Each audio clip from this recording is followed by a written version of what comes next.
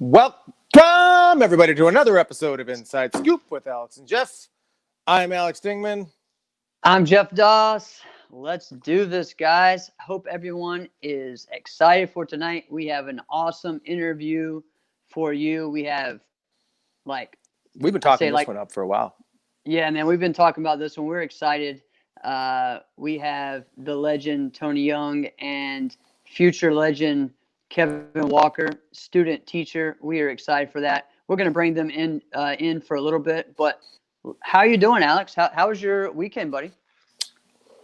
Weekend was good. This is interesting. I mean, this is a martial arts podcast where I like keeping things as martial arts related as possible. Right. But man, I'm gonna tell you, these weddings I've been doing lately, man. I've been telling you, they're just they're the funniest thing. One thing I'll tell you about this last one is these people.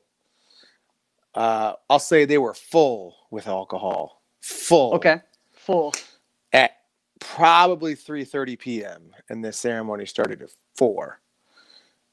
Right? And I mean, these people, they were like done, like 3 a.m, done. Yeah. By like 9:15. Right? It was bad. That's the best. Yet another request for the song WAP. Oh God. Yeah. At a wedding. Yeah. Which is like, all right, fine, whatever. You and your bridesmaids, you want to go out there, you want to do that thing, it's whatever. But when the 12-year-old girls right next to you are out there trying to be like you, yeah. So it's whatever.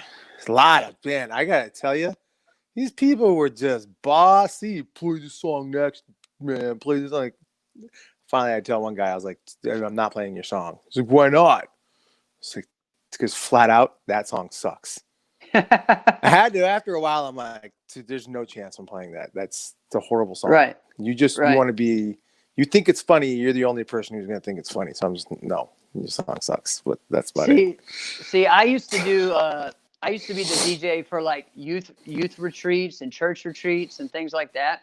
I would always have that same thing, and I would be bad though. Like I would just put on, when I would get like 10 people come to me and asking for stuff like that, I would just put on like a 1960s country song and then be like, all right, you can clear out my area right now until you realize, just stop, don't be bossy. Oh, I was thinking about you, by the way. Because I was there hey, Miss Walker. Because this girl came up to me like, I'm kidding you, like right after like the first dance song, she's like, play something like it's a 90s dance party, and I'm like, what? Like I've already know what I'm playing, but like, all right, I'll take requests, that's fine, go ahead. She goes, just give me something, like rock, hip hop from the 90s, and I'm like, all right, we're playing Intergalactic. Oh. And I was like, all right. Shout out to my boy Jeff. I literally said that. I was like, shout out to my boy Jeff. We were like, who the hell is Jeff? That's awesome, man. That's awesome. Yeah. Dude, so let's see what I did. Saturday, I was at the karate school all day long. So I did a live virtual tournament, a Zoom tournament in the morning. All right. I did the TKO Texas State Championship. So I did that in the morning, right? And then it went all the way until, and I had a belt test at 2 p.m. So I did one division, and I was waiting for the next one, and my belt test started before my division went, so I missed that division. And so, which is fine, whatever. But that's kind of cool that you could literally be doing a belt test. Right. So be working, then do a tournament without missing anything. Right. I could be getting prepared. Right. Well, it's okay. It's not a big deal. Because you ain't go nowhere. Right. The promoter was real good about it and everything. So I did that, and then I did the belt test, and then I was done, and then I ate dinner, and then the finals was at like 8 p.m. our time. So I did the finals that night. So, it was kind of cool. I never thought that I would get like a Texas State Championship ring. Hey, COVID year, right? Who knows? Crazy stuff like that, right? But it was good to get out there and compete. I liked it because it kept that kind of energy still, that live energy with it. So that was fun about the virtual tournament, at least the live virtual tournaments that were on Zoom. That was fun. And then yesterday and today, I'm trying to record all my divisions for KTOT, which is this weekend. Oh yeah, that's this weekend. Yeah, the Diaz's tournament is this weekend. So they are giving out all kinds of extra bonuses for doing this, for senior grands, for regular grands. Wow. And I'm like, all right, I'm going to go out there, just get me motivated, to compete and train. And You're really doing martial arts again on a competitive level. Yeah. And so my thing is, I'm the person that makes up forms on the spot, right? So I'm doing that. And I mean, we all been there, but you're just better. I do it all the time. So when I record my form, I'm also like, oh man, like, oh, this isn't right. Let me start over again. So I end up doing like 10 completely different forms. And when you're doing that, you're like, all right, so you're thinking of this move, like, oh yeah, I meant to add this in there. And you add that move in there, but you forget the other two that you wanted to put in there too. So that's what happens when you get used to making up forms on the spot. Like it's like a blessing and a curse all at the same time. Yeah, it is. So, but what was crazy was that I kept doing it and I wasn't tired. Like I felt great. And wow. So, I'm still got a couple more to record because I think I'm doing like 6 or 7 divisions, but it's fun, What are all the divisions that you're doing? So I'm pretty much doing creative, Korean, and weapons in the 18 plus. And then for senior, I'm doing the traditional, creative, and then a weapons division. I may do traditional weapons. I'm not sure, but yeah. So what weapon are you gonna do? What do you mean? What for? Which one? Which weapons? Because you mentioned your weapon. Yeah, I do nunchuck. I can do commas. For traditional, I do traditional bow. Any of those. I could probably do. I know Sai forms. I know Tonfa forms. I do all kind of weapons. A lot of people just don't see me. Right. So that'd be cool. You know what? I think more people would like to do like the Sai, but don't know how to make it look cool and extreme. Correct. All right, Rashad, there you go. Yeah, There's your next weapon. The next one. Sai. So, I mean, you did a form with a dang broom. You could do one with an actual martial arts weapon. Use a Sai, buddy. My friend except Marco, they're like 318 pounds a piece. My friend Marco Villanueva did an open Sai for a long time. I think he's on Gypsy and now. And he does a great open Sai. He does a lot of cool releases and stuff. And he does that. There's also a guy that was from Youngwon School that did a creative Sai years ago, but he was an adult. Had a long ponytail, real tall, and he was really good as well. Had one of the best flying sidekicks I've ever seen. And I can't think of his name right now, but I've competed flying against him several sidekicks, times. long ponytail. Must have been the early 90s. He was more pretty good. Come on, tell me. Be honest, that was pretty good. Yeah, but it was early 2000s, but still. Oh, okay. Yeah. He was a little late to the party. Yeah, so he stood out because no one else was doing that, right? Yeah, that's a good point. Yeah. Be honest, though. That was a good one. That was a good one. That was a good one. The best, though, was, but see, I remember the early 90s, people were like growing their hair out, but like dyeing it black. What was with that? Yeah. And everybody had to grow it out, and everybody had to just do the wet thing. Oh, the hair snap. The wet hair. And you had the ponytail, and then at your first spin chop, the thing had to like fly out. Like, what was why? That's right. It's just like I don't see your face anymore. Hey, it's all about the just the presentation. And it wasn't even just like a few people. Like everybody did that. Do you remember when Joey Greenhaw did that too? Joey Greenhaw. That's telling you, like just about everybody did it, right? When you look at guys who don't even have hair. Oh yeah. who had long hair and did the wet look, that lets you know this has been a thing for quite some time. The longest I ever got my hair was like here. Okay. Yeah. Oh, Stefan, what's up, man? Oh, dude, this is. What about Butch had the craziest hair. He put it all over the place, man. He made it look cool though, I'm not gonna lie. Oh, he did. He was one of those guys you look at and you're like, yeah, it fits you. Like some guys look good bald, Right. Like Mike P. Mike Pombero. Mike P does look good bald. Mike Pombero and Bruce Willis are like one and the same. Like you were supposed to be bald at one point. That's right. It's perfect, right? Some people can do the hair. Perfect. I don't think I could do either one of those. I couldn't do the long hair or bald. That's right, man. Yes. So Stefan, this is Stefan Rubenfield, part of Team Kanai years ago. So great seeing you, man. Right. And yeah, so Butch, we talked about this several times on our show. Butch did the Undertaker thing, like he did the coffin drop into the coffin. Yep. Also, there's a video of Stefan as well with him as a kid doing the Hawaiian like Samoan type dance, right? Before he does his kama form, and he did. I think heard about it, never saw it. Yeah, I think it was Super Grands '95 that they did that, and it was pretty cool. And so yeah, man, there's all kinds of cool things that he used to do. Hey, Jeff, I want to ask you something real quick before the guests come on, because it's totally not even close to what we're going to talk about with the guests. Of course not. What do you think about the lineup now with the Pro Point, the 160s? Oh, all right. So I'm excited about it. I kind of like, what are some of your like quick takeaways? We don't have time to get into all of it. Oh, I know. But so again, kind of like I said in our text, it's who has the best shot to upset Jack, right? That's the way I look at it. It's. I don't know. Would you call him an upset? Well, I mean, I kind of think he's the favorite. Yeah, I know. That's what I'm saying. So who is going to upset Jack?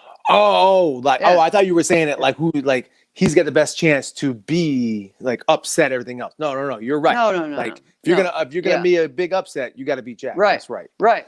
And again, I think Jason has a shot. Well, let's talk about that for a moment.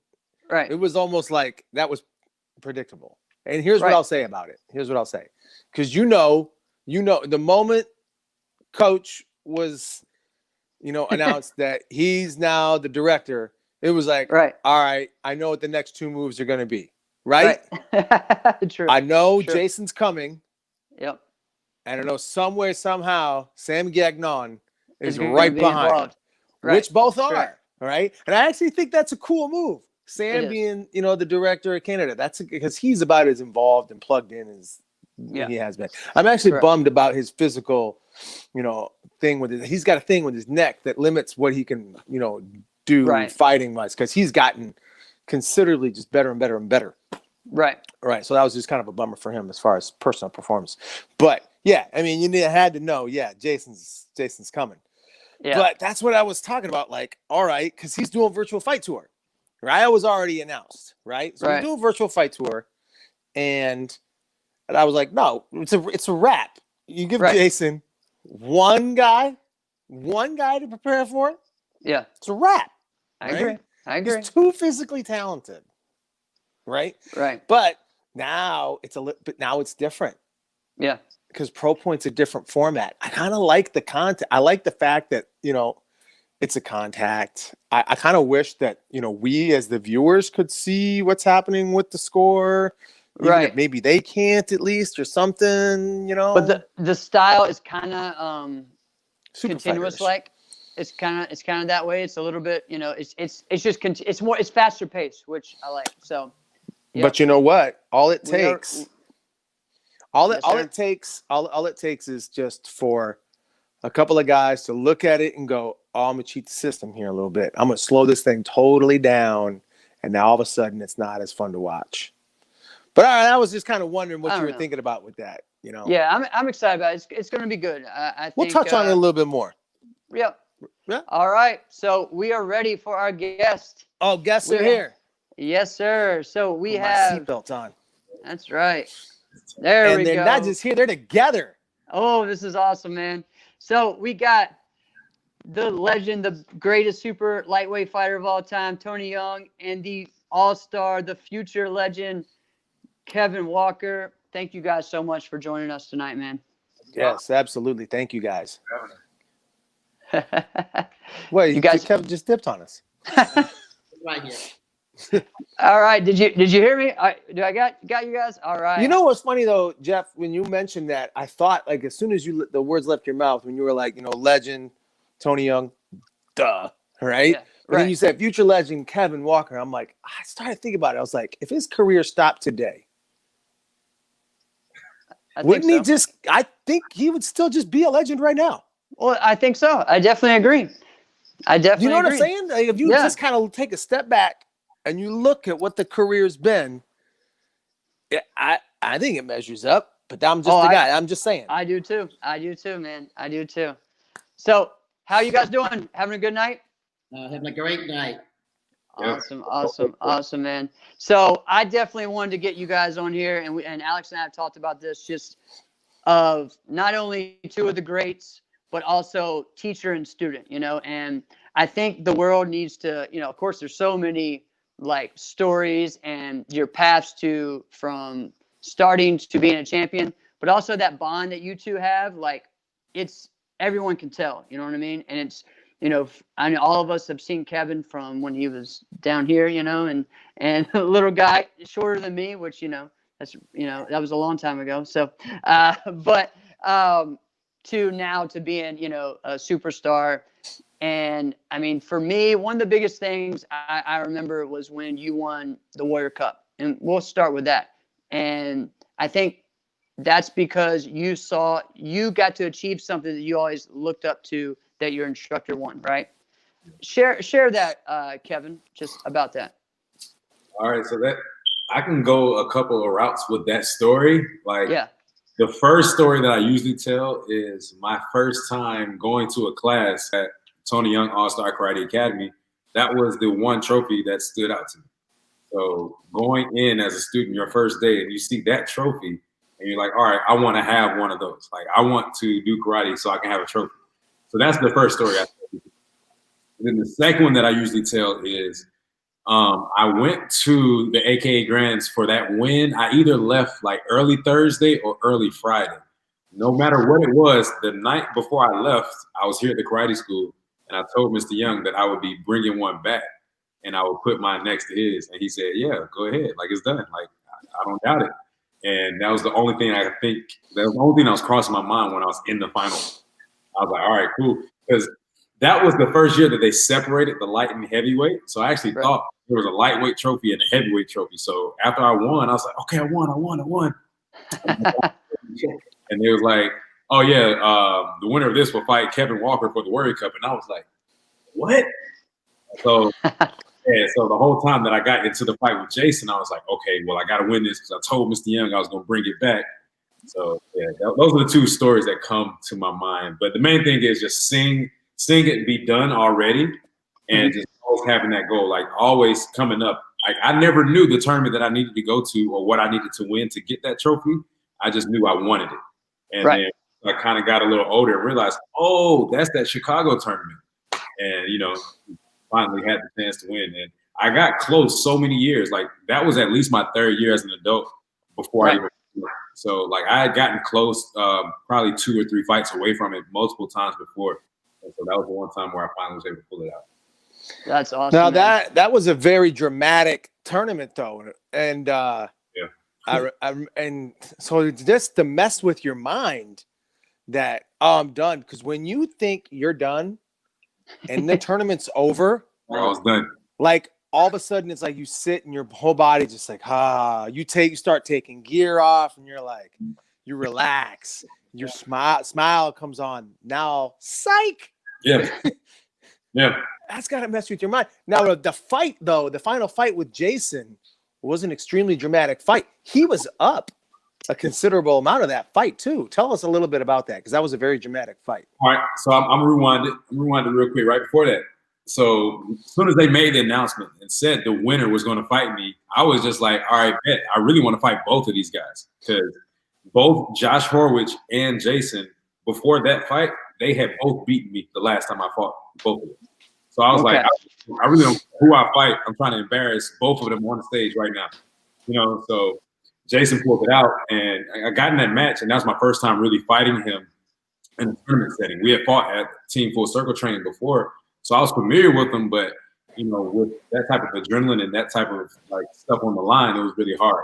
So I saw him. I think earlier in that match, he broke Josh's rib as well, and like, oh wow, Yeah, one of the first 3 exchanges in that match, he stuck me with a nice sidekick, and I was just like, all right. I'm glad he got that one out of the way. No more. And like I said, the only thing going through my mind was win. So even when I was down, it just took me to get that 1 point to get my confidence. As soon as I got that first point, it was like a boulder going downhill after that point. Because I ran it up. I actually won by like 7. So I was down like That's awesome. For like 5 or 7. So it's crazy. Yeah. So, Mr. Young, tell us about your Warrior Cup win. Wow. It's been a good while ago. Yeah, we had 1 grand, of course, and to be honest, I don't remember who I fought. Each fight was a hard fight, but for some reason, well, all the time, I feel like super lightweight had the hardest time winning grand championships. Yes, sir. Final match, some points I thought I should have got, I didn't get.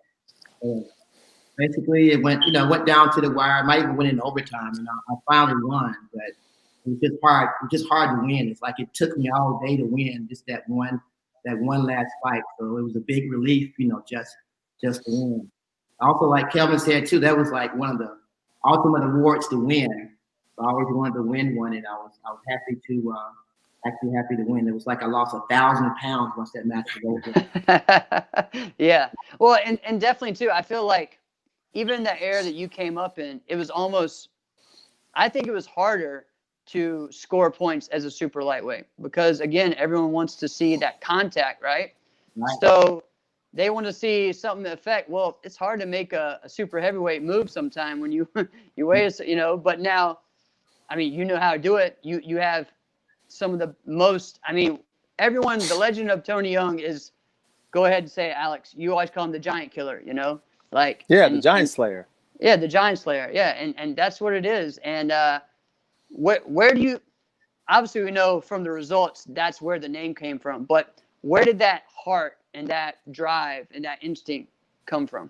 That's a great question. Well, I think just training hard. Just trying to be the best. Not really aiming towards any weight class, but just trying to be the best. Just training hard. Whereas you think you're completely ready, both mentally, physically, making sure, you eat right and get enough rest, just overall ready. And for a lot of the bigger guys was winning everything. So of course the goal was to beat them. To me, it was easier, not easy, but easier fighting the lighter guys than the heavier guys. Because the heavier guys were quicker, but I was a little faster too. I could maneuver more and do a lot more things. So I actually enjoy fighting the heavier guys more than the lighter guys. A lot of guys are also quick, move faster, and just like I did. But for me, the heavier guys it felt easier to fight them, even though I wouldn't get, points for hitting and so forth. So it was more of a challenge to make them call the points that I did get. Awesome. It drove you, right? It gave you that drive. So awesome. Go ahead, Alex. Well, I want to touch on a couple of things that we also touched on as well, just bringing up a different point. So we talked about the AK Warrior Cup, and it was like that iconic award. I think the other one that might be something that is like on par with that you both won is the Diamond. Right. Now, so, Kevin. But Mr. Young, your path to the Diamond, that's one I won't forget either. Yeah, that was tough. It's the first one of your matches in the finals is the first time I've ever seen a 1-0 match in overtime. Right. And I'm like, wait a minute, time out a minute. This is real life. This is real life. So, and I remember I was like locked in because you were fighting a guy who's from NK. So I'm like, I'm in. All right. And I knew you were. So I'm like, oh man, can he pull it off? Can he pull it? And the fact that he wasn't, it was like 0-0. It's like, well, I mean, he's got a shot, right? No, because as soon as overtime hit, I don't understand it. No shot. Right? I don't understand it because it was like as soon as overtime hit, go, boom, over. And I don't understand when I tell that to when I would mention that to other people, they're like, yeah, that's Tony Young. And I'm like, but I don't get it. Right? Tell us this because when I mention that to people, they say he must have the most low scoring match wins of all time. What is that about, and how do you do it? Basically just being patient, being confident, being patient. If you can't pull it out, you want to make sure that you don't get too close or too far back to give them a chance, to score a point. But basically just being patient the whole time. Like even with Pedro Xavier, our matches are usually pretty low. Yeah. Even some king fights, we've been as much as 0-0, So we fought, whereas, he wouldn't score a lot and I wouldn't score a lot to keep the score down. But basically just being patient and just being confident, while you're fighting too, the whole time you're gauging and you want to see what you want to do, but being patient. And then when you see the right time to go in, you go with everything you got. But it doesn't matter. It doesn't matter if you win by, 1 or 21. The main thing is that you win. So that's the end result. You have to be patient. Some people will actually beat themselves too. You can just wait and let them make a bad move or wrong. Yeah, I've been there.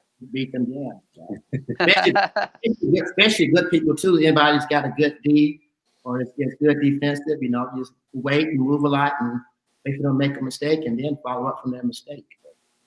Awesome. So we've gotten I want to go ahead because I know these questions are going to build up and I don't want to lose any of them. So I got a couple. A couple questions in the comments. So let's see. Let's get to Gail's first. So she was saying, Tony, what weight did you normally fight at? I fought in super lightweight, which was the lowest weight class. It was 139 and under. All right. And Kevin, where are you at right now? Where do you currently fight at? Where are you fighting at? I walk around at 165, but because we have both Jack and Robbie on the lighter side, I've been fighting on the heavier side. It's like in the 170s, right? Yeah. We have heavyweight, so I've been just crossing the threshold and fighting 170s, but I'm 165 pounds. All right. Awesome. Yeah. Awesome. I was looking for a call for this pro point. You don't think they're gonna call? Well, that's my birthday, so even if they do call, they're gonna get a big fat decline. So they might have known. Who knows? There you go.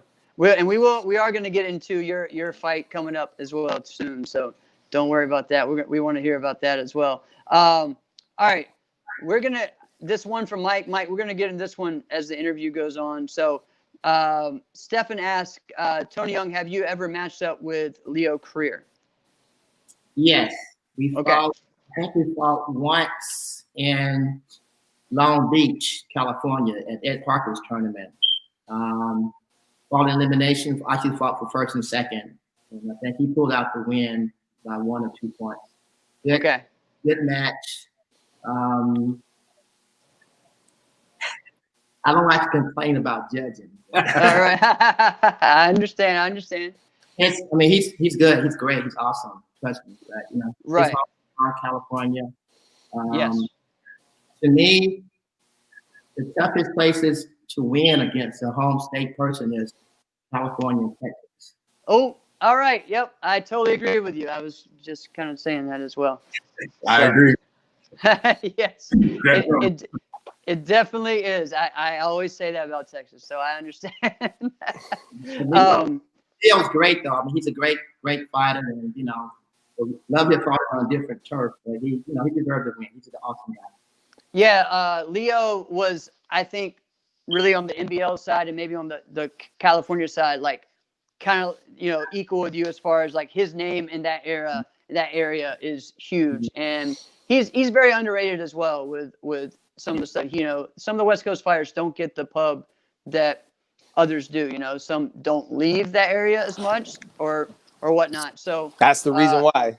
Yeah. So I mean, there's. If you want to be recognized as the best, get your butt out there. That's right. That's right.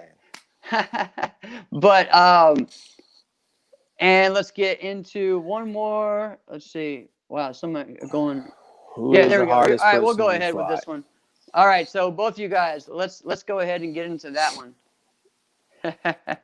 Who wants to go first? I got to think about mine. Still fighting. Do you have? I mean, it doesn't have to be one person there, Mr. Young. It could be two. It could be someone in your division. Anyone? Who's the hardest person for you to fight? Oh, hardest person for me to fight is probably Pedro Pedro Xavier. Pedro made me work harder. I mean, there's an age difference too, which a lot of people don't realize. But you know, during the time that he came up, when we fought, he was just fast and quick and smart. So I had to work harder. You know, I had to change some things around. I had to, you know, reinvent myself in order to, you know, in order to be competitive with him. So, but yeah, he's the hardest person. But Pedro is awesome. Love to fight him. Actually, a lot of people don't know that when we fought, Pedro's a great kicker. Okay, so a lot of times I put my hands down, you know, so he could try to kick me just to make him frustrated. If you ever watch any of our matches, you won't see him kick me too many times, mostly punch. No. And I tried to do that. It's a head game, put my hands down and move around and so forth. Yeah, Pedro's awesome, super awesome fighter. He's probably my hardest person.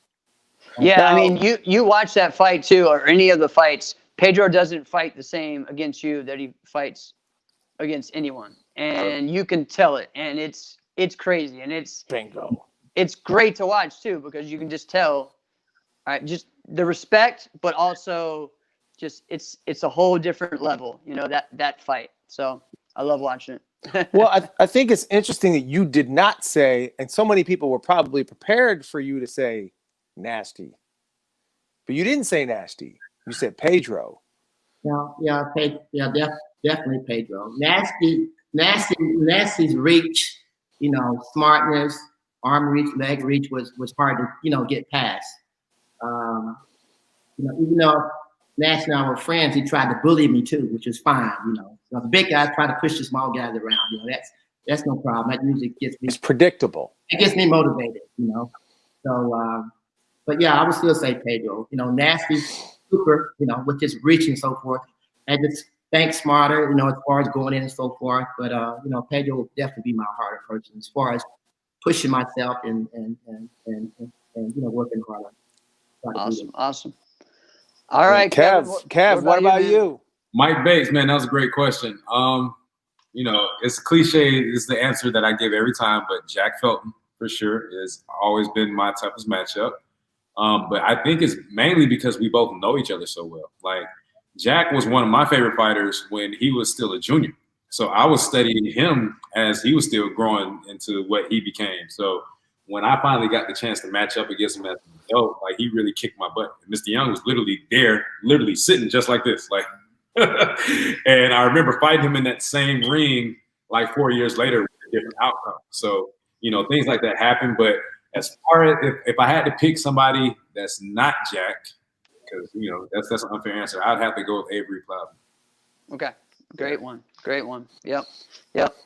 I know. Yeah, that's a good one. That is a good one. Oh man, we're getting all kinds of stuff. Tony beat me 2-1. Jesse Ray just said Tony beat me 2-1. Had a good day. That's awesome. And yeah, man. I mean, it's great to just hear the different views of it, as far as where you guys are coming from. Here's something that I actually read, and I think it was an interview you did, and this was probably 20-something years ago, Mr. Young.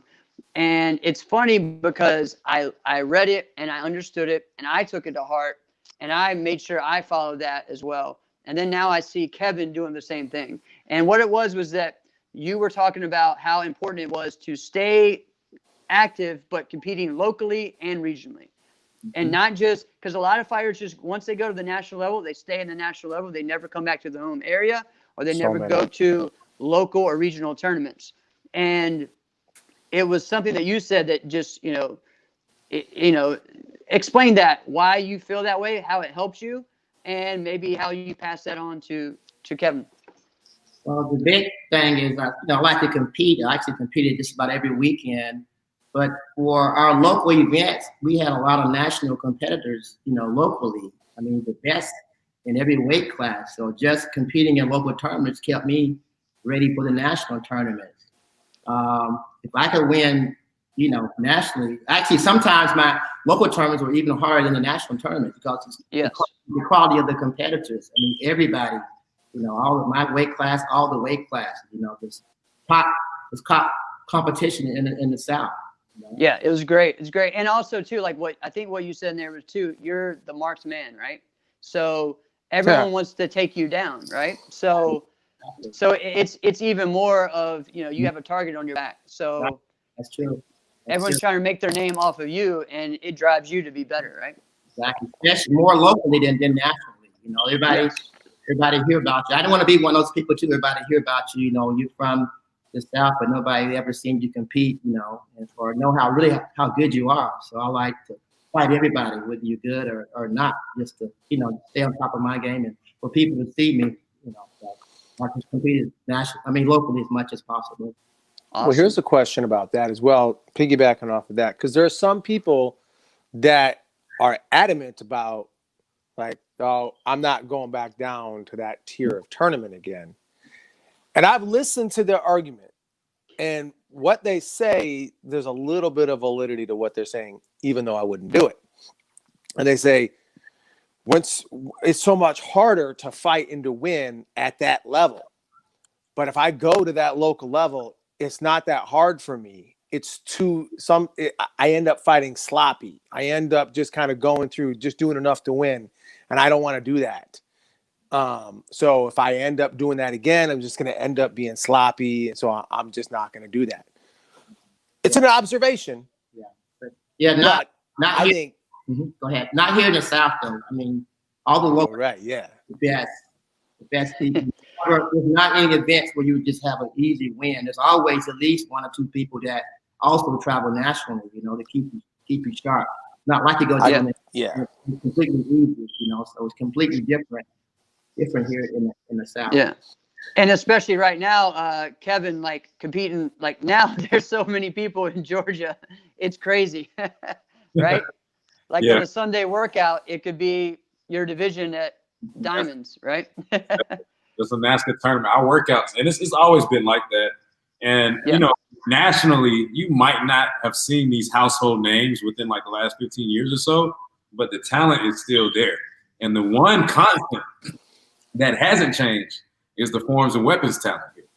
Like, there's no other place. Right, it's true. New York, California, Florida, no. There's no place like Georgia, especially for the last 20, 25 years when it comes to that realm of competition. And that's a great point. That's a great point. Yeah. That is a great point. Comparison. Again, you might see the top competitor come from a New York or from a Colorado or from a California, but the top three, the second, third, fourth, and fifth, they all right here.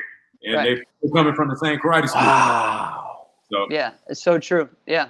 That's really true, man. I never that's thought a of it good that point. way. That's a good point. Yeah. Boy, that's like mind blown right now. How did I not think of that? Yeah, the tournaments are always like that on that national type level, even with the lack of household names for fighters, because it's still any given day anybody can win. Good point. Then when you do have that household name or you're that quote unquote marked one, the people who are judging, they tired of seeing you win too. So they gonna make it a little bit harder on you. So you are not lying. It's definitely true. Last 10 years now.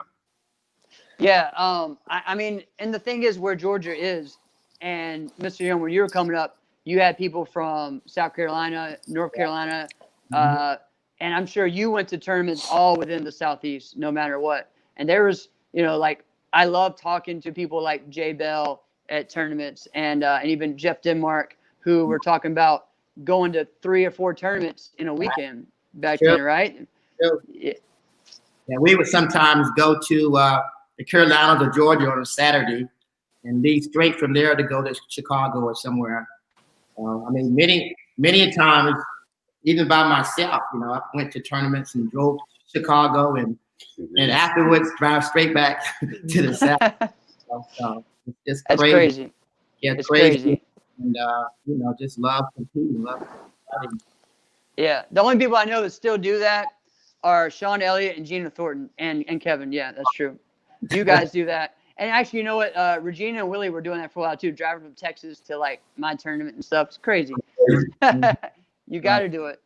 I mean, I've done that as well, but still, it's other people. Oh, so man, good stuff. I was kind of thinking about this, Jeff, but I think it's kind of important. Like what we do so much is on Inside Scoop, we really educate a lot of people on martial arts history as well let's talk about what's happening. So, Mr. Young, when did you really enter the adult black belt division? Like, how long was your fighting career in the adult black belt division? And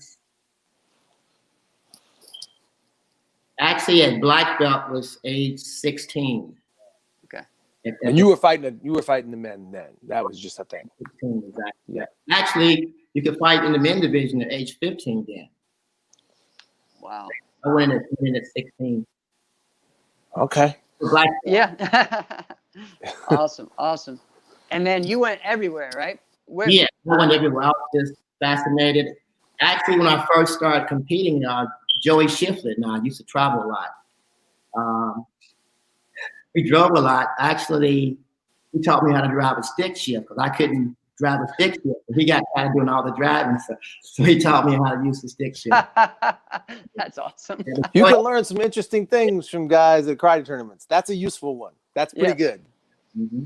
But what year would you say you really entered the adult black belt division, and then what year would you say you were done competing? Well, they started at 16, and I stopped fighting in 1997. So Yep. kind of got tired of it in a way. Winning the same thing all the time, and didn't really have any goals left for winning anything or doing anything. I had sponsorship, so there wasn't a problem. Right. But, just wasn't motivated, to compete anymore. So I just wanted to, continue to be the #1 super lightweight as long as I was, and I wanted to do other things. I wanted to spend more time with my students, training them. I just had other goals and other interests. I mean, I had someone even today ask me, did I miss competing? I don't, not at all. I enjoy helping, judging. I enjoy seeing friends. But the competition side, I have no interest, in doing that. It's not like I can't do that. I still work out like crazy. I run, I swim, I do everything right now. I've done that. And with Kelvin, with him too, watching him excel, he saw me compete and saw me train, so he knows what it takes, what it takes to be the best or to be a champion. So that's why he trains like he does. He kind of copied me as far as, being completely ready, mentally, physically, in every way. So when you go into a match, you got to know for sure that you want to win, or if you can win that match. You don't want to go in tired or not on top of your game. You want to be completely ready so you have the best chance at winning. So Kevin, he's seen me prepare and seen me get ready because actually he's practiced with me during those times. So he knows what it takes. So I'm glad that it rubbed off on him and he's doing so good. Nice. That's awesome. That's a moment that I'll never forget was when you retired at the Diamonds. We were teammates at that time, on Team Elite. And so, I mean, that was just a big thing. I remember hearing that was going to happen, that you were going to do that. And it was cool because it almost like started a trend of people retiring at the Diamonds. Right. And I think the next 3 years, someone retired at Somebody the else Diamonds. did. Yeah. And it was cool because they got to actually let Tony come on stage and say goodbye, and his, people really honor him. And it was really a cool thing. And we hadn't seen that before in our sport, or at least in that era, for a while. So it was really cool to see and be a part of.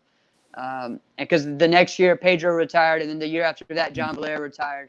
And so that's kind of became, hey, we're going to retire at the Diamonds, but Tony, I think in a lot of ways started that. So that's just so crazy to me that you can look at that and go, yeah, this is it. This is it. I'm not never going to do this again. At the highest possible level. I just feel like, I have to be like that gridiron warrior football player that's, begging for, the veteran minimum because he just loves playing that. But like, that would be me, but I never saw the height that you saw. So I have a different perspective. But that's just so interesting. Here's a different question I have for both of you. I was thinking about this one. And I was thinking, it's the same question for both of you. What is the other one better at than you? Oh, good one. I'll go first. Oh, all right. Kevin's at everything better than me. Everything? Everything. My ultimate goal is for all my guys to be better than me. I don't want to be better than them. So if they can't be better than me, I'm not doing a good job. Okay. That's a good. That's point. great. Push them harder than I push. Make them think clearer than what I think. But, and exceed all my goals. Kevin's won a lot of grand championships. He's still not that old right now. Okay, he's got plenty more to win if he chooses to do that. But yeah, he does. He's more flexible. He's faster. He's stronger. I think he's more mentally strong too. He doesn't have as much experience as I have. I mean, he has a lot of experience, but I have a little more. But yeah, he does everything better than I do. I used to do. I think so. How you gonna top that one, Kevin? I'm actually going to tell the truth with mine. Oh, all right. So, Mr. Young is definitely way more creative than I am, right? Okay. And so he's going to hit you with some things that you probably didn't even think was possible, right? So he's going to try things that I wouldn't even think of trying. Like even today, like I'm very scripted, like I'm very predictable, but like I think that's part of my greatness. Like you can know exactly what I'm going to do. I'm still going to hit you and score with it. And so that's the number one thing I would say that he's definitely better at. And then another thing would just be switching it up. Like I am an ambidextrous fighter and I train both sides, but when it comes to the tournament, you're generally going to see me right side lead. Right. Right. You know, push it up on you anytime. So the creativity, That's the true. flow, that's him for sure. All right, Kevin, tell me about a time where something like that happened in training, where you guys were fighting and you were like, what the heck was that? Got you. Before the second diamond, I was in Right, 2017 then. 2017. I was in Kansas and I came home like 2 weeks before and I trained with Mr. Young. And I actually have clips of us fighting. And the reason I know this is because this time of the year came a couple weeks ago and I was watching it on my Snapchat. But long story short, he did something where he threw like a U punch, like a double punch, like one over, hit me both of them. And then it was one where I thought I was about to gun him down with my leg, and he just stepped in on me like something crazy. And it was crazy. He does a whole bunch of stuff. And then not to mention, I think I might be giving out all the sauce in this one, but back leg spinning round kick. So I'm spinning in the opposite direction, and I'm a round kick you back that way. So, yeah, crazy. Okay. Those three top for sure. Yeah, those are never fun to get with. I've got hit with one of those by Mike Conroy, so because he would always do that all the time. That was But his wait thing. a He second loved though. So the U punch, you had me at the U punch going like this, it. I know. but Kev, you did that. I don't know if you remember this. You did that when you win your first diamond. You did that to Jack. Do you remember that? Well, so fighting Jack, that was the second diamond. And I don't remember that. I don't remember anything from that fight because that was probably the best fight I've ever fought in my life, and I still have yet to see it. And I know I've definitely brought it up. Swear to God, I brought it up to you for sure because I've never seen that match. And here's the funny thing: Alex Reyes was at the tournament recording everything, but he was on the heavyweight side recording Tomas' fight when I was fighting Jack. And I don't know anybody that has that footage, but I know. I'm not talking about that. I'm talking about the final when you fought him for the ring. No, that was John. No. When you fought Jack Felton to win the diamond ring in the final. We talking future tense? Huh? I said, are we talking future tense? No. What are you talking about? So, no. Okay, yo. You had to fight Jack. No, you're right. My bad. See, come on, man. He's on, right. Alex. He's right. Yeah, But you had we to know. fight him. You had to fight him to get there. You fought him in like an overtime match. That's right. Yeah, and that's the thing. We finished the regulation round with him up 1. Correct. Right. This was the welterweight grand, so you had to win by 2. Right. And But you did that. You did the U punch on him. You don't even know it. You didn't even know it. That's the wild thing to me. You said, oh, he hit me with a U punch. You hit him with a U punch. I did. Hey, I'm not discrediting that. I'm just saying I don't recall. He doesn't. You recall gotta it. now. You gotta see this thing. Everybody listening now, you gotta go back. You You gotta gotta watch look it up. Every Make sure that now I'm not crazy. like the only thing I remember was that I got one of the best step-ins of my life, and that might not have been the winning point, but it was definitely like the one to tie it up or something. And the last point might have actually been like a body punch, but I don't remember you. Oh yeah. Oh yeah. Oh man. Funny. All right, I have a question, and so what? It could be a match, it could be a fight, it could be maybe just a year. What was that moment or era or whatever that where you felt like you went to another level and it took you to that? Like when you started seeing that this fight That's a great took me point. to the next level, where you became the best or the superstar. Who wants to go first? I'll go first. Yes, sir. Probably, I don't know what year it was, but the first time I fought at the Battle of Atlanta, the nighttime finals. Nighttime finals used to have seeded fighters fight against. So they put me in the nighttime finals with David Deaton from Tennessee. David Deaton. Yes, sir. Yes, sir. So, Know him very well. I didn't know him at the time. So anyway, I ended up winning, beating David, and won a couple more matches, and actually fought John Longstreet the next match. And John beat me by a couple points. That was my first time, on the big stage, and I won. I beat David, and got to the semifinals. I think Longstreet fought Robert Harris in the finals. Okay. And that's where you just kind of felt like, all right, I'm here, I made it, right? Right, I made it. That made you. Until I got that far, I was ready to push further. So I went back and work harder, and from then on, I kept trying to make not only just winning super light. My ultimate goal in martial arts, I wanted to be the best in my school, the best in the city, the best in the state, best in the South, best national. So just constantly leveling up. Constantly level. So I kept working at that.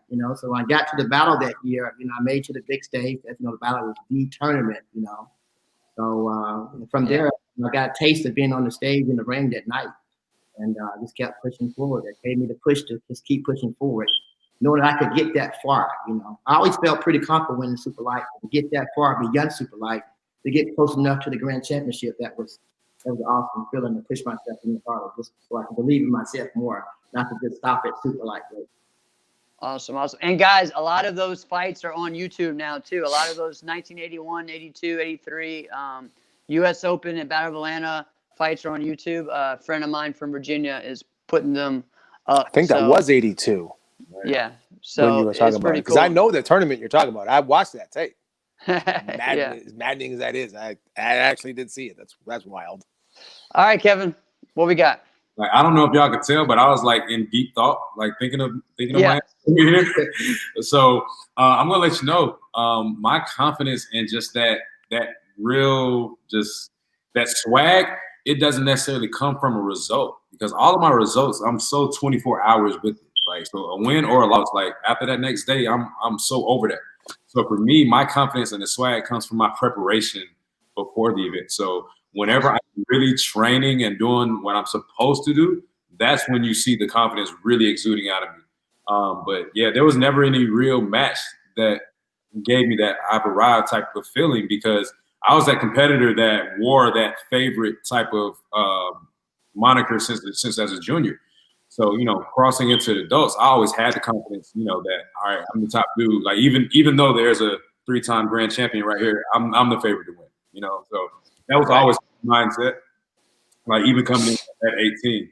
So, but like I said, Raymond did a really good job of kind of keeping me to like be even killed. Like, one of his first words of advice after getting on the team was not to believe my own hype. So shortly thereafter, I started winning grands, and I never once was like, all right, you it. Because I told myself the very moment that you start to think that's when the next dude's going to come knock you off, and it ain't going to be pretty. So like I said, my confidence always comes from what I'm doing leading up to an event. Right. That's interesting you say that, but because there was a lot of hype with you going on to All-Stars, right? Because it was kind of like, oh, is he going to go on the All-Stars? Is he not? He's going. And when you were there was buzz and there was hype. But I think the rival moment, it wasn't like a moment, but it was like almost like a breath, like this is a thing, you know. You were Velocity, Mhm. and it was Battle of Atlanta, and you beat Hamid Feruzzi, Yeah. and that was like the level. And Hamid and I have talked about it since then. That it was like I talked to Coach Conner after that, and Conner was like, that's never going to happen again. Don't worry about that. That's never going to happen again. And Hamid, I think he got you back the next tournament, like barely. But I was like, I think that this is going to be a thing, right? Yeah, he got me at the U.S. Open. That was the same tournament where Ahmed has a great sidekick. Straight heel in my thigh.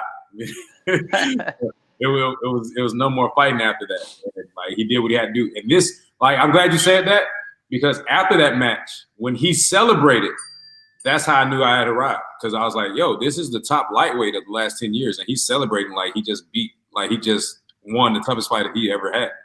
And like in my head, I knew that I wasn't 100%, and I knew I still should have won that match. So I was just like, all right, cool.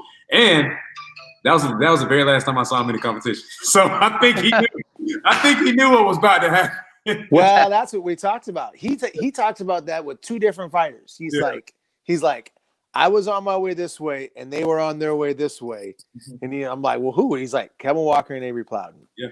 He's like, I beat them both at the very end, but they were going like this. Yeah. Right. Right. Best believe I was ready to see, like, Hamed, like, that was one of my favorite teammates. But I was so ready to see him in the ring again after that one, and it just never happened. So I think that was the moment for you. I think it was when you beat him. All of a sudden, it was like eyes open. Everyone was watching. I'll allow that, but the only thing, like, I turned around and lost to Ryan George the very next fight. So, like, Right. No. So yeah, it's not where. Yeah. Not a good weekend. Like, no. Right. Right. But Yeah. No. There's always certain ones where for everybody, I think, especially as some of us, you know, it's good to hear what you guys think, because for us, we all see it from the outside, right? And so it's different. You know, for me, I always looked at when you would fight Ross, you know, and that fight you guys had at my tournament, where it was like right to the very end, right? And that one either. what was that? I said, don't get me started on that one either. I know, and that's what I mean. But again, it's just proving to people that, hey, I'm here, right? Because and for Tony, it was always, I mean, for me, I mean, I love watching you versus Pedro. It was awesome, but just seeing you versus everybody, and then the way that you would just make it look like, I don't know how to say it, like make it look like you weren't gonna win, and then like I got you, you know, like it was the craziest thing. It's just No, I'm not kidding. That's exactly how we started it. How the heck do you go a 0-0 match and just like, all right, overtime, ready, go, boom, match over, won. Like with the full confidence, like you were up by 8 the whole time. Like what is that? Who does that? It's a mental thing. I know. Yeah. Oh yeah. I know. Well, You can't get the secrets out. You got to go to the seminar. I get it. That's right. Sometimes too, you hold back though. You know, you hold back to the end, and sometimes people don't know your true speed or what you can do. They figure that overtime is going to be the same way as up to overtime went. You know, but for me, I always try to keep another gear. You know, at the end, I need to pull something out or get more points. I don't go all out during the match. I've also seen that a lot. I've seen that a lot I from can't. southern fighters too, though. Like, there's a lot of fighters from the South, from the Southeast, growing up watching that it would be like that 1-0, you know, type fights. And so it was funny when the circuit in Virginia changed their thing to like 1st to 7, no time limit, and for black belts. And I'm sitting there thinking like, guys, like we got this is gonna be forever. We got fights that, you know, I've watched It's gonna be a Joey 17-minute Shiplett match. and Tony and everyone, and oh man. But Make it win by 2, be even longer. right, it's crazy. But yeah, I mean, you also had Tony, like great super lightweight fighters, like you said, like Joey Shiplett, and you know, even guys like Keith Scott and those guys that were around that, you know, it's funny just that the lightweight, there was a lot of lightweight fighters in the South. So you just, it's funny sometimes in certain areas where the best person made everyone else kind of is out of their weight class, but you had some of your best in your area. You know what I mean? I did. It's true. A lot of great fighters. Great fighters. Yeah, it was great to see. What you got? Something next there? I Alex? do have something. Let's just call this kind of what it is and how it is. We're talking to both of you who are from the same school, who have had a tremendous amount of success.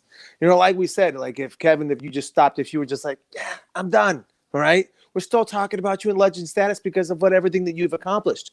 So there has to be something different about what it is that you guys do and that building. Yep. And you guys have been to tournaments all over the world, and you've been in karate schools all over the world. There has to be something different that you guys are doing, whether it's something that's said, it's a philosophy, it's an approach, it's a training. What is it that's different in that building that you guys are doing? I'm going to say something. Go ahead. I don't have on my TY shirt. It's one thing. See that? It's one thing on the shirt that tells you everything that you need to know. It says the hidden secret, and that's what we have here, and that's what we practice within these four walls. Like there's something that you gain just from getting the tutelage from this guy here that you're not going to get from anywhere else. And there's lots of places with great stables, but I'm telling you, there's no greater stable than right here.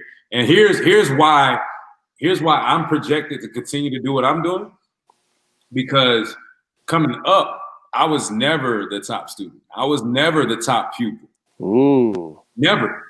Like, if anything, I might. Mr. Young's smiling right now. You gotta give a little nod. Yeah, he's telling the truth. All right. I was never the top guy. Like, if anything, I was the youngest. Okay.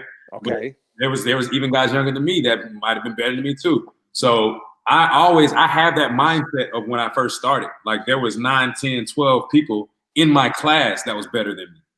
Right. And then, like, I still have that little brother mentality. I'm still trying to outperform those people who stopped 15 years ago. Right. In my head, they're still better than I will ever be. So that's why I push myself, because all I think about is, oh, what if this person would have kept going? Like, they would have 5 diamonds right now, and like that's the case. So for me, I was that guy who like really picked up the forms. I was like the best forms dude out of my group. And I was just the one that stayed consistent and just kept going. Like, I would tell you, like, I was not a good fighter. My first tournament, I didn't even place in fighting. I got 4th in forms, didn't even place in fighting. And it was like that for years. I didn't win the first place until I was a green belt in fighting. And that was like 2.5 years. Wow, that's awesome. that's great insight, But once I got that first place, it was a while before I didn't get first place again. So, it's kind of the same way when I got to adults. When I got to adults, I did some things, but I didn't really get the dubs that I really wanted. So after about that first year and a half, once I got that first place, I was at AmeriKick. It was like I actually didn't not get a first place the rest of that year. Like, every tournament, it was a first place. I just would either lose to Troy Benz or somebody in the runoff. And then after like that second year, it was like, all right, that's it, man. Wow. The thing, like, we work a lot harder than other places. Yeah, that's true. Yeah. Here, I like to push everybody, way past the level, of being pushed. So I think some people will get to a certain level, they'll stop pushing hard. They're okay, they're satisfied. But I tell my guys, you stop. You can't get any better unless you want to stop getting better. You can only be as good as you want to be if you stop pushing yourself. So you can always get better and better and better, faster and faster if you push yourself. There's not a limit. I don't care how fast you are or how good you are. So you got to always push. And, when you train so hard, of course, you're going to be sore, you're going to be hurt sometimes, but there's still another level that you can get to if you keep pushing yourself, no matter what. So you got to your workout ethics too. You got to make sure you're always training all the time, no matter what, rain, sleet, snow. Got to have a schedule. You got to stick to it, but not sticking to the schedule, pushing yourself more and more and more to make you faster and stronger, and even your thinking too. We got people just get to a certain level, that they're satisfied. You can't get satisfied. You will think the best. Even earlier too, Jeff, we talked about. I said What did I say? We're saying we were some. Yeah. Anyway, but yeah, just don't stop pushing. Just keep moving forward. Right. Yeah, push them hard, no matter what. You know, they're laying on the floor dying. You know, I make them get up and let's go some more. Yeah. You know, this guy just keep. That's right. You don't know how hard you can be pushed until you pushed at that level. Well, and the thing is too, that doesn't just stay in the dojo. You know what I mean? Like that's something I wanted to talk about as well. It's like it happens. Sounds like that in becomes life a lifestyle. too, and it becomes a lifestyle, and that's something that I want to talk about, Kevin. Like, what are you doing now besides martial arts to take yourself to the next level? It's crazy. And before I touch on that, I'm gonna say, like, I've had the luxury to go to other karate schools and see how they work inside.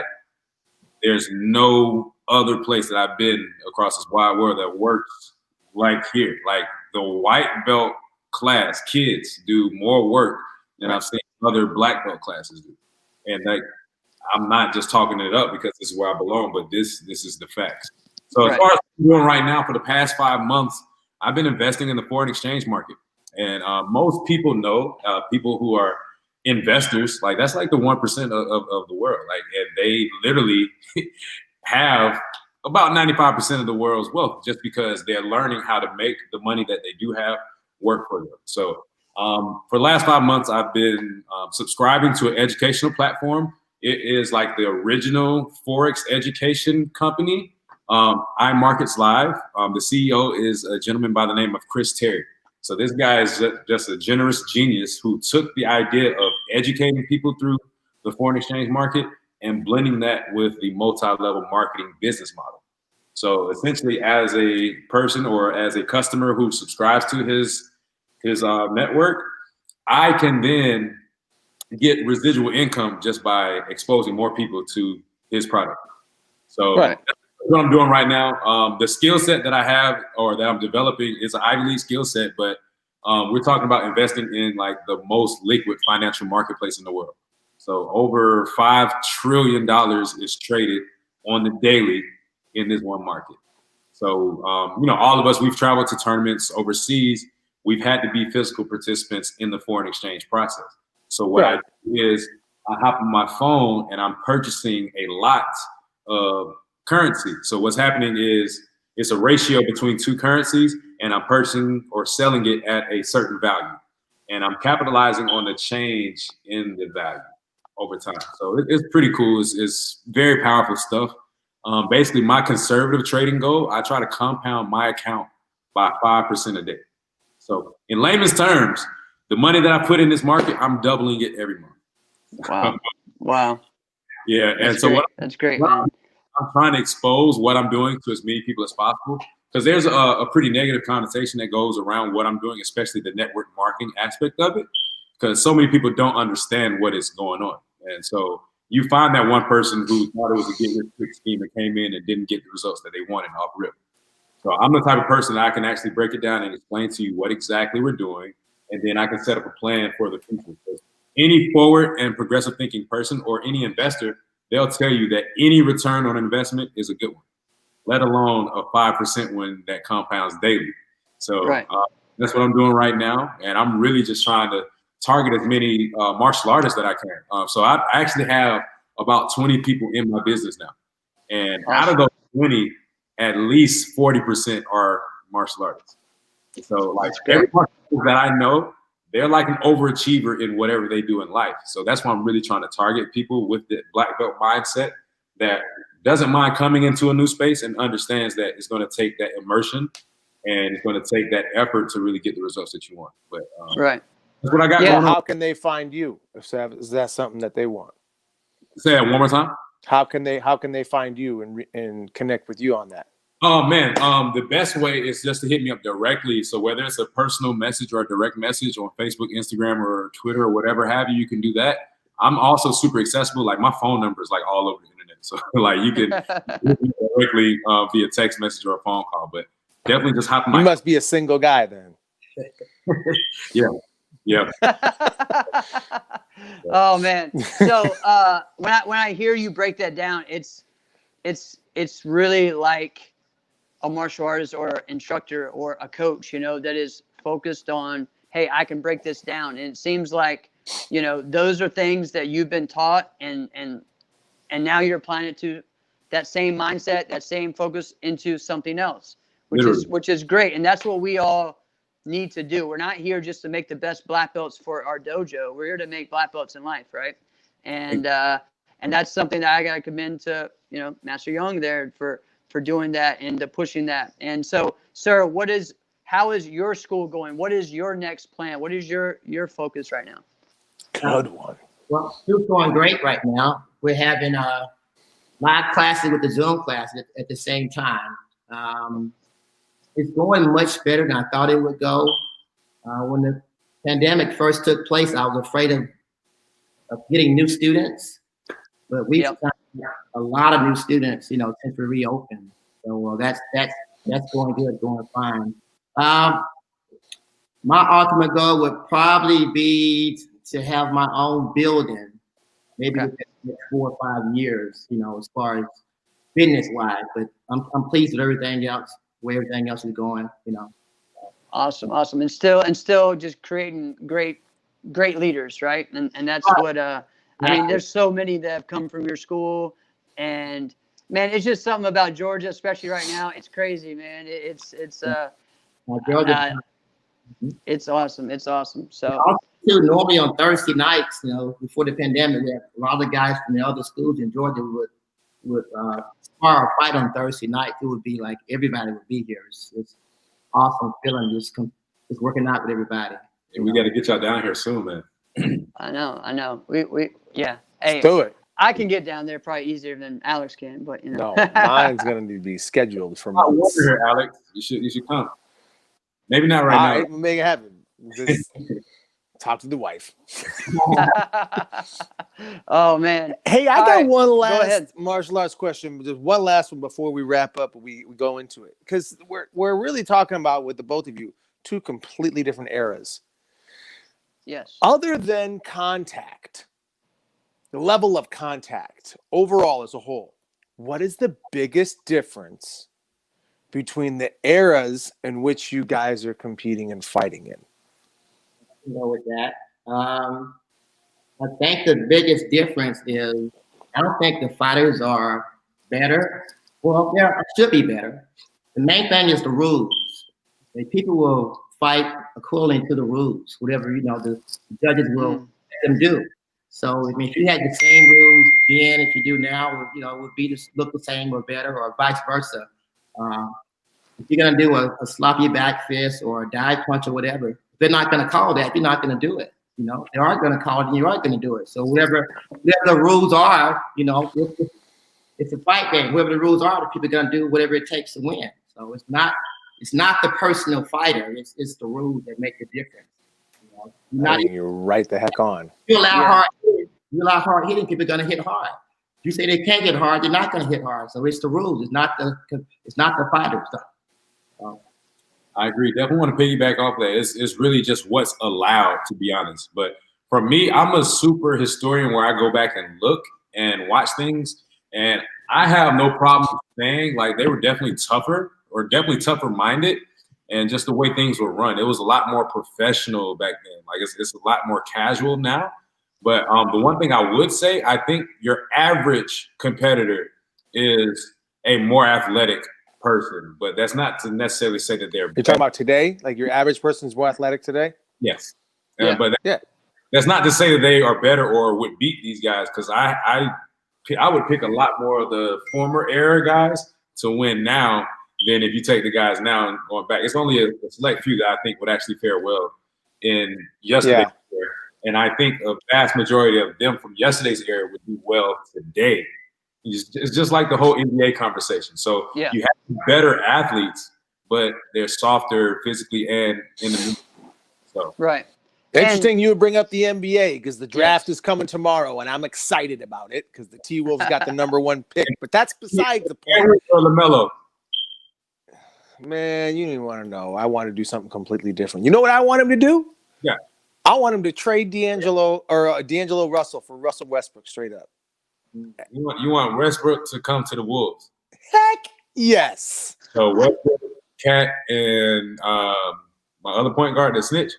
No, you know what? Well, what I really want is for them to go back after Zach LaVine. Zach LaVine, get him again. Yeah, you get Zach LaVine, you get Cat, you get Russell Westbrook, and then you still got the 17th pick in the draft, man. But anyway, we're going. That's another level, though. Their best. I know you're a Kentucky guy, so that would be great for you. You want Cat. Well, no, well, of course, but no, like I like Cat in Minnesota because here's the thing: you get the three aces back together. You get the three best friends. If you got Cat, D'Lo, and then you was able to somehow get Devin Booker there, you got to play out. I don't know that they can because they just got Chris Paul. Chris Paul, it's over with. So. Yeah, it's over. They can't do that. They got Chris Paul in Phoenix, so they're not getting rid of him. But yeah, draft is going on today. Yeah, thank you, Mike. Man. That's so we right. gotta go off here. I thought it was tomorrow. My gosh, I gotta go. Oh, man. But no, you real quick. So you mentioned the rules, right? Yeah, I have I a was gonna huge say. problem with people penalizing the players in the NBA for flopping if the refs are gonna allow them to do that, right? If someone just nudges me and I fall over, if you're gonna call a charge, I'm going to do that. I'm trying to win this game, right? Mm-hmm. It's just the same thing. Like you said it right on, Mr. Young. If I dive in and back fist someone on the shoulder and you give me a point, that's a whole lot easier than hitting someone in the head. Of course I'm going to do that, which I admittedly have literally done in the past. I would just, I'll never forget the moment. I did that 9 times in a row. We gotta hold the officials accountable more in the NBA and in sport karate. So Yes. And sometimes they're one and the same. Yes, Now, so we gotta hold them accountable. That's it. Just call them. And Mr. Young, in your era though, most of the rules were kind of similar in most eras, in most tournaments, right? Right, they were. Right. And I think in our era, or especially in the 90s when it became the divide of NASCA, NBL, then you also had the European circuits that came up. Everywhere was different. And so that was, I think, what was really different with the fighters now. Maybe they were able to adapt more, and that's something that I think that you and Kevin have always done. Both of you guys have competed on every circuit there was, world circuit, regional, national, whatever. So you guys both, I don't think, ever let the change of the rules or the different rules affect you at all, Yeah, Mr. Young always told me, coming up, like he's the person that really got me to start thinking this way. Like it's not always going to be the best fighter that's going to win. It's going to be the guy who's in the best shape or just the most prepared. And I tell that to everybody who I work with, and that's why I do a lot of things outside of kicking and punching. So, when it comes to different rules, the best fighter or the one who's the most prepared is going to be the one to win 9 times out of 10. Yeah. So, and also it's good too to know the rules, before you go. Don't wait till you know the rules before you go. For example, in Chicago, it's popular with groin kicks. And you can sweep too. So, and you got to know the rules and be prepared for that, but also be able to adjust to and change to when you get there. If needed. So sometimes the rules, it's depending on what they're calling. Like they might be calling kicking that day, round kicks. They may not be calling side kicks, or they may not be calling back fists. Maybe calling reverse punches. So whatever they're calling, got to adjust and make sure you do whatever they're going to call so you can get your points. And there are certain areas of the country where just don't even try the defensive side kick. It doesn't even matter, right? You're not getting that, right? Mm-hmm. Okay. Or don't even try to back fist. Like, just forget about it. You're not getting that thing. Yeah, that's right. Discipline and just making adjustments. Like I said, the person who's the most disciplined, who makes the fastest adjustment, and then the most efficient adjustment. That's going to be a winner right there.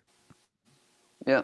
All right. Before we go, one more thing though. K-Walk, you have a big fight. You and Robbie have a fight coming up. Virtual fight tour going against Top 10 USA.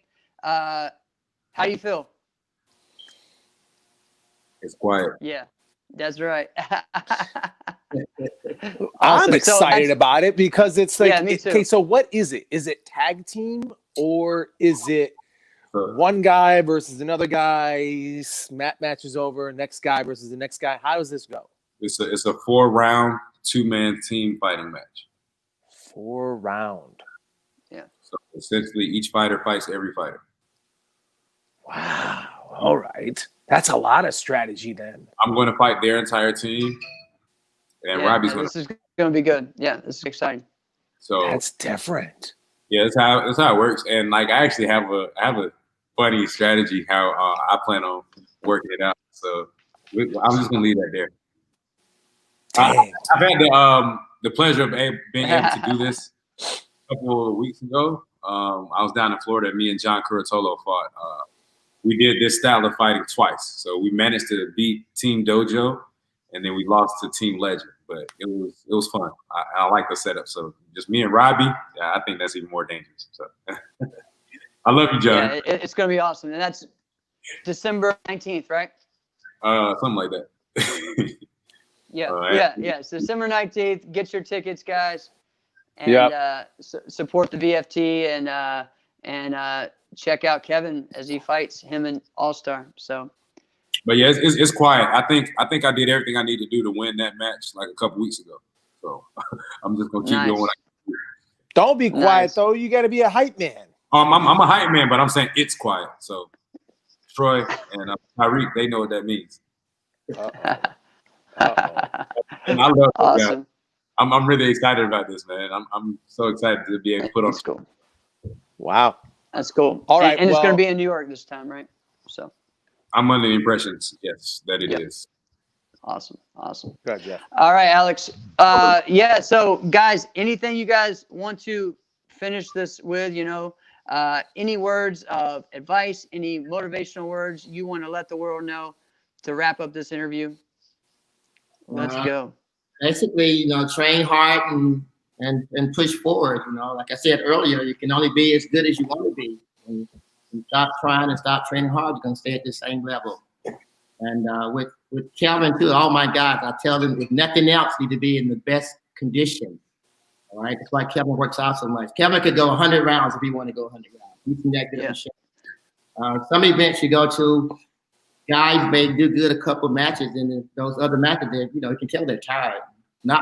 They lost not because they wasn't good enough; they just got tired. So just always push yourself, always work hard, so you can do good in your match, in your competition.